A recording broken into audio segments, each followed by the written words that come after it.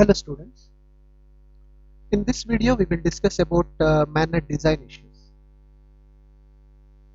Now when the MANET is designed,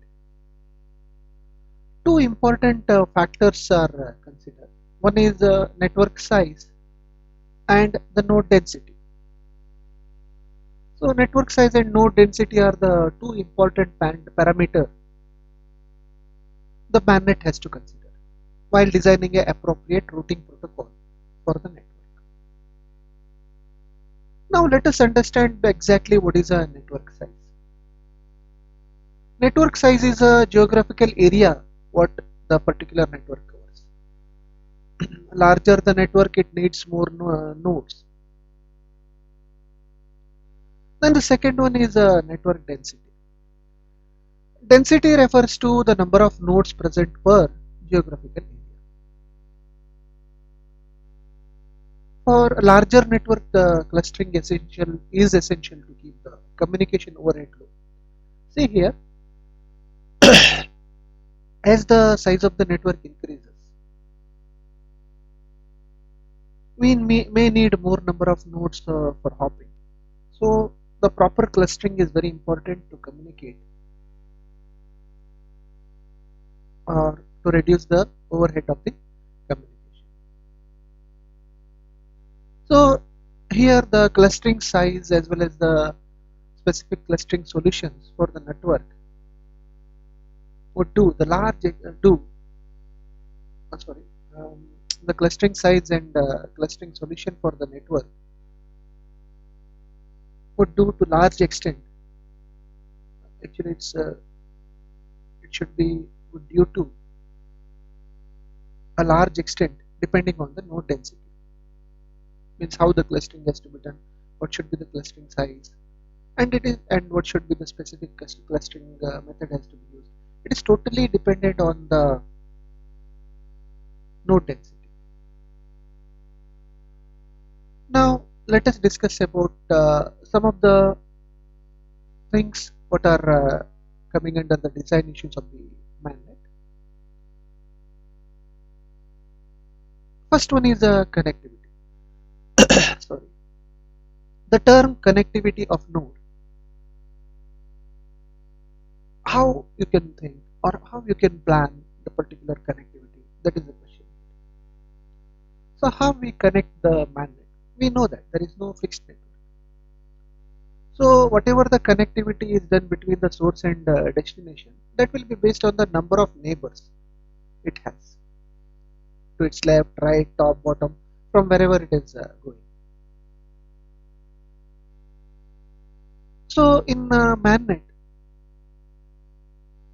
the number of neighbor nodes and the number of and the capability or capacity of the links to different neighbors also may vary significantly. So connectivity is one of the major issue what has to be thought of, how the connectivity has to be done. Next is network topology. Network topology is of a network topology of a network denotes the connectivity among the various nodes in the network. Means network topology is responsible for connectivity of the nodes. Means which node has to be chosen for sending the packets or hopping is done by the network topology. The first ever factor which is affecting the network is mobility, and second factor is inoperativity of or a discharge of a batteries of a particular node. These are the two factors which are affecting the network topology. Now let us consider the mobility of nodes. See, mobility means the nodes will be moving or shifting from within the network or from one place to another place or maybe in the different network. And because of this mobility, it may be quite possible that the network or the node may not be in the range. So another new link has to be established, and sometimes links might be, or it may be possible that links are dissolved. So that is a first ever design issue under the network topology. Next is inoperativeness of a node. Here most of the time node will be a mobile, and that could be possible because of the discharge of batteries or hardware failures or any other causes. So this can have a design issue when it comes to the this can be considered in the design issue when it comes to the MANET. That is a network topologies design issues. Next, let us discuss about user traffic. You know that here there is no fixed infrastructure. Even in the area in the network where there is a fixed infrastructure also, the user traffic plays a very important role, because as the user traffic increases, the speed of the network may increase or decrease. Now here user traffic in the design of MANET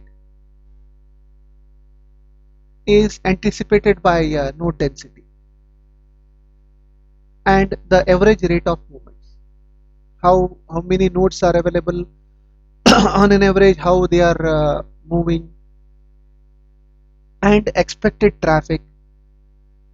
So these are all the things which are considered, and common traffic types are like this, or as it is given in the bulleted list. That is the bursty traffic, large packets sent periodically, combination of above two types of traffic.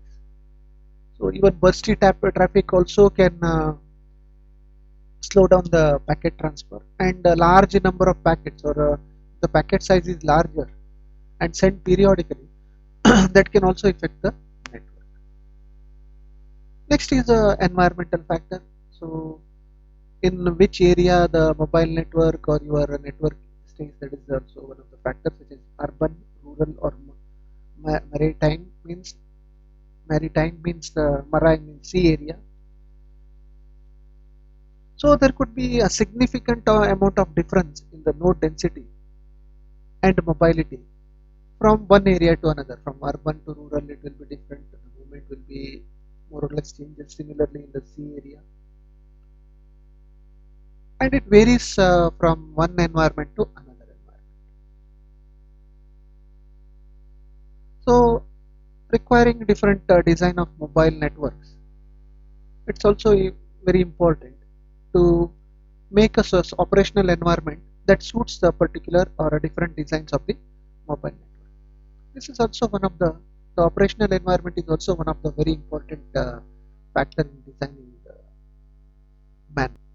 Next is energy constraints. As we know that the mobile stores or forwards the packet, that will increase the overhead on the mobile.